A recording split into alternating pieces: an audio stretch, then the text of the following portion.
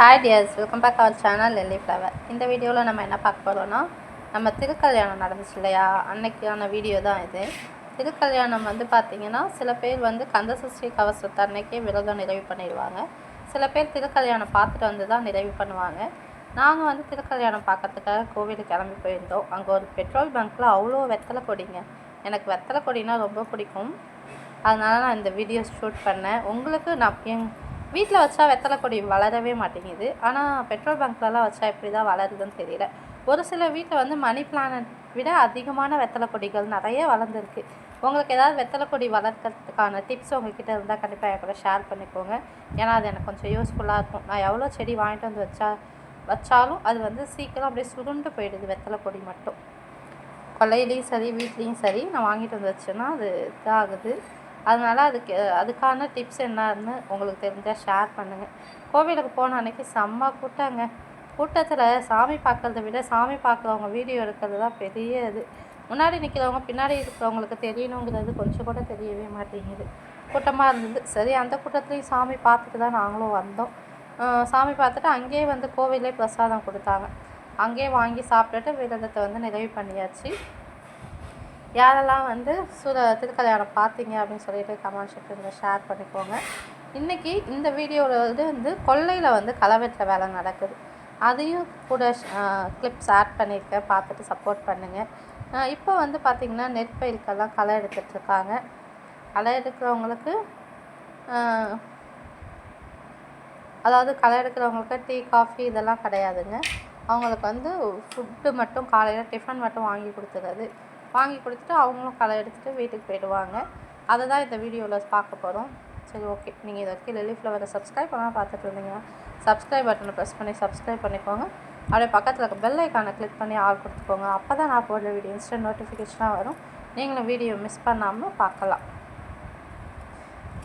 நம்மளுடைய முருகப்பெருமான் நல்லா கம்பீரமாக காட்சி அளிக்கிறாங்கல்ல, வள்ளி தெய்வ யானையுடன். அது மட்டும் இல்லாமல் அன்னைக்கு ஈவினிங் இந்த கோவிலில் என்ன பண்ணாங்கன்னு வச்சுக்கோங்களேன், திருக்கல்யாணம் முடிஞ்சு எல்லோரும் மொய் எழுதுவாங்க இல்லையா சாமிக்கு.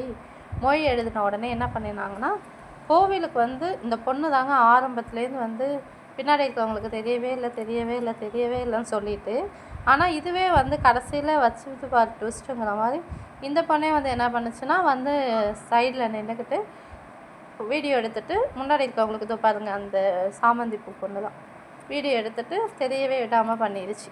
அதுதான் ரொம்ப கஷ்டமாக இருந்துச்சு. மற்றவங்களுக்கு சாமி தெரியணும், நம்ம சாமி கும்பிட்டா நகரணும் அப்படிங்கிற பொறுப்பு கொஞ்சம் கூட இருக்க மாட்டேங்குது. நம்ம மட்டுமே சாமி கும்பிடணும்னு நினைக்கிறாங்க. அதுக்கப்புறம் கூட்டம்லாம் குறைஞ்ச பிறகு நாங்களும் கிட்ட போய் சாமி கும்பிட்டுட்டு வெயிட் பண்ணி அப்புறமா வீட்டுக்கு கிளம்புனோம்.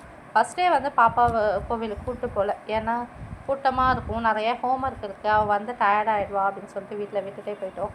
ஆனால் மறுநாள் நானும் வரமா அப்படின்னு சொன்னான். ஆனால் வந்தது கூட்டத்தை பார்த்து ரொம்பவே நான் வீட்டிலே இருந்திருப்போமா அப்படின்னு டயர்டாகிட்டாங்க. சரி, ஹோம்ஒர்க்கும் பண்ணணுமே அப்படின்னு சொல்லிட்டு சாமியும் பார்க்கணுமேன்னு கொஞ்ச நேரம் வெயிட் பண்ணி நாங்களும் சாமி பார்த்துட்டு அப்புறமா தான் கிளம்புனோம். சாமிக்கு என்ன பண்ணாங்கன்னா, சாமி மேலே போட்டிருந்த பூவெல்லாம் எடுத்து எல்லாருக்கும் கொடுத்தாங்க. அப்புறம் பூ, வளையல், மஞ்சள், குங்குமம் எல்லாம் கொடுத்தாங்க.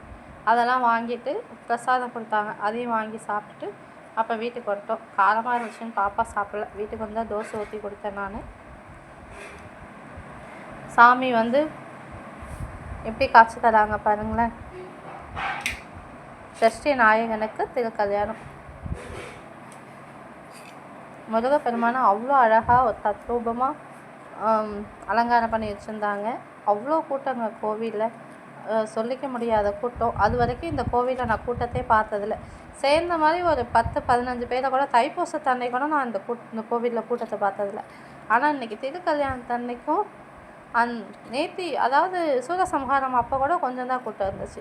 பட் இன்றைக்கி தான் கூட்டம் ரொம்ப அதிகம்.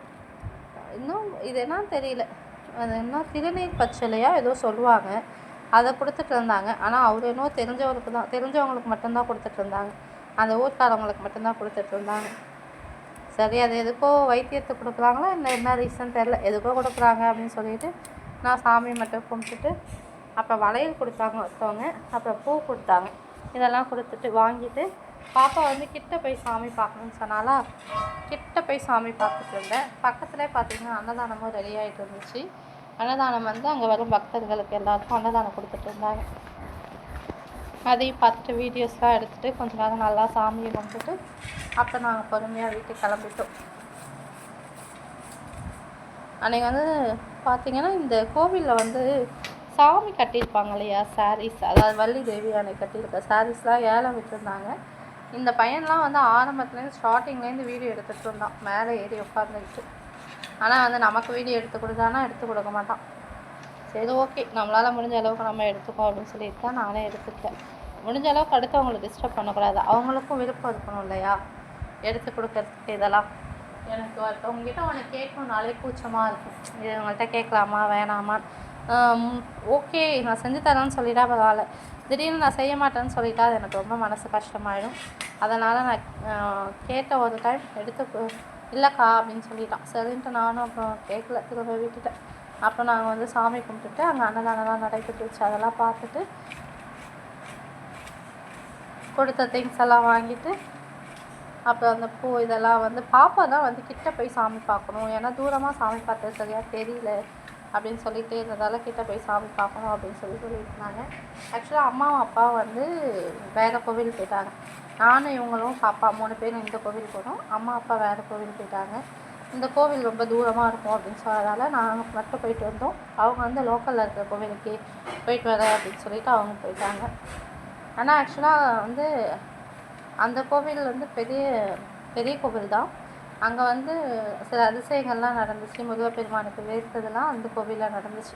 நியூஸில் கூட வந்திருக்கோம், நீங்கள் பார்த்துருக்கலாம். சரி ஓகே, இப்போ வந்து நம்ம என்ன பண்ணோன்னா சில பேர் வந்து பத்திரம், சர்டிஃபிகேட் இதெல்லாம் வந்து சாமிக்கிட்ட வச்சு கும்பிட்டுட்டு எடுத்துகிட்டு போயிட்டு இருந்தாங்க. திருக்கல்யாணத்து அன்னைக்கு எங்கேருந்து தாங்க இவ்வளோ கூட்டம் வந்துச்சுன்னு எனக்குமே தெரியல. நான் ஆக்சுவலாக இந்த கோவிலில் கூட்டம் இருக்காது, அம்மா போகிற கோவிலில் தான் கூட்டம் இருக்கும் அப்படின்னு சொல்லிட்டு நான் தான் இந்த கோவிலுக்கு போகலாம், கூட்டம் இல்லாமல் நம்ம ஃப்ரீயாக சாமி தரிசனம் பண்ணிட்டு வரலாம் அப்படின்னு நினச்சி இந்த கோவிலுக்கு போனேன். ஆனால் நான் நினச்சது வந்து அன்எக்ஸ்பெக்டடாக வந்து செம்ம கூட்டமாக இருந்தது. முருகப்பெருமானுக்கு திருக்கல்யாணம் பொழுது சும்மா இருப்பாங்களா, நம்மளை பேர் எத்தனை பேர் நினச்சிருப்பாங்க இந்த கோவிலில் கூட்டமாக இருக்காது அப்படின்னு சொல்லி. சாமி நல்லா எடுத்துருக்கேனான்னு பாருங்கள். என்னால் முடிஞ்ச அளவுக்கு ஷூட் பண்ணியிருக்கேன், ஏன்னா ஷூட் பண்ணுறதுக்கான சுச்சுவேஷனும் சரியாக அமையல.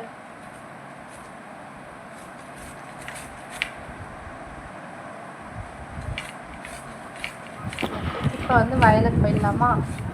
நாற்று நட்டப்போ வீடியோஸ் போட்டிருந்ததோட சரி, அதுக்கப்புறம் இப்போ தான் வீடியோஸ் போடுறேன். இதுக்கப்புறம் நான் வாய்ஸ் ஓவர் கொடுக்கல. அந்த கொல்லையிலே ஒரு மைல்டாக சவுண்ட் வரும், அதை மட்டும் நீங்கள் பார்த்துட்டு என்ஜாய் பண்ணுங்கள். கண்டிப்பாக வீடியோ ஸ்கிப் பண்ணாமல் பாருங்கள். தேங்க்யூ.